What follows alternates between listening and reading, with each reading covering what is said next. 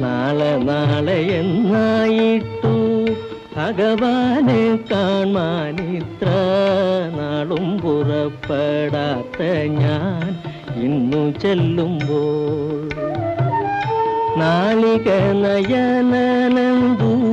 തോന്നുമോ ഇന്നു നമ്മോടു നാളികം കരിമ്പനാമേൽ എയ്ത പോലെയോ എയ്ത പോലെയോ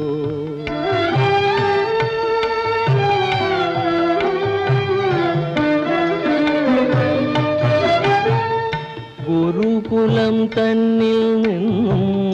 പിരിഞ്ഞതിൽ പിന്നെ കണ്ണൻ